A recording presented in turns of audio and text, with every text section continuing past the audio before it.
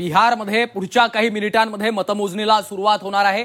सुरुवातीला पोस्टल मतमोजणी केली जाणार आहे, त्यामुळे आता कडेकोट बंदोबस्त आपल्याला परिसरात पाहायला मिळतोय। बिहारच्या मोकामामधून आता एक मोठी अपडेट आहे। मोकामामधील ईव्हीएमची स्ट्रॉंग रूम आता उघडण्यात आलेली आहे आणि थोड्याच वेळात मतमोजणीला त्या ठिकाणी सुरुवात होणार आहे। अवघ्या काही मिनिटांमध्ये पहिला अक्कल झी 24 तासवर तुम्हाला पाहता येणार आहे। या निवडणुकीच्या निकालाकडे आता संपूर्ण देशाचं लक्ष लागलेलं आहे। मोकामामधील एका ईव्हीएम स्ट्रॉंग रूम आता उघडण्यात आलेली आहे आणि पुढच्या काही मिनिटात मतमोजणीला सुरुवात होणार आहे। सुरुवातीला पोस्टल मतमोजणी केली जाईल, त्यानंतर ईव्हीएमची मतमोजणी या ठिकाणी आपल्याला सुरू होताना पाहायला मिळणार आहे। दुसरीकडे ही दृश्य आपण पाहतोय, सेलिब्रेशनची तयारी खरतर केली जाते। प्रत्येकानंच आपल्या विजयाचा विश्वास व्यक्त केलेला आहे आणि दुसरीकडे आता कडेकोट बंदोबस्त आपल्याला या परिसरामध्ये पाहायला मिळतोय। ईव्हीएमची स्ट्रॉंग रूम आहे ती उघडण्यात आलेली आहे आणि कडेकोट बंदोबस्तामध्ये हा संपूर्ण परिसर सध्या आपल्याला पाहायला मिळतोय। पुन्हा एकदा तेजस्वी पर्व, पुन्हा एकदा नितीश कुमार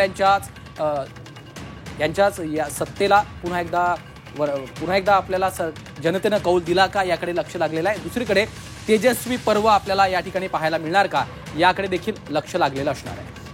अगदी महत्त्वाचे काही मुद्दे या निवडणुकांमध्ये गेल्या काही दिवसांमध्ये चर्चेत आले होते। त्यामध्ये प्रशांत किशोर यांचं नाव आपल्याला माहिती आहे की खरं तर भाजपच्या विजयाचे रणनीतिकार खरं तर प्रशांत किशोर यांना याआधी म्हटलं जात होतं। मात्र आता बिहारच्या थेट निवडणुकीच्या रिंगणामध्ये प्रशांत किशोर यांनी एका नवीन पक्षाची स्थापना करत उडी घेतलेली आहे। त्यामुळे प्रशांत किशोर यांच्या परफॉर्मन्सकडे सुद्धा लक्ष असणार आहे। काही महत्त्वाचे पॉइंट्स जे बिहारच्या निवडणुकांमध्ये समोर आलेले होते, त्यामध्ये तर भाजप, जेडीयू, आरजेडी आणि काँग्रेस यांच्यामध्ये खरं तर मोठी चुरस होती। आता एनडीएमध्ये मुख्यमंत्री पदावरून मोठी रस्सीखेच सुरू होणार आहे आणि या गेल्यावेळी भाजपनं जास्त जागा असून सुद्धा मुख्यमंत्री म्हणून नितीश कुमार यांना पद बहाल केलेलं होतं।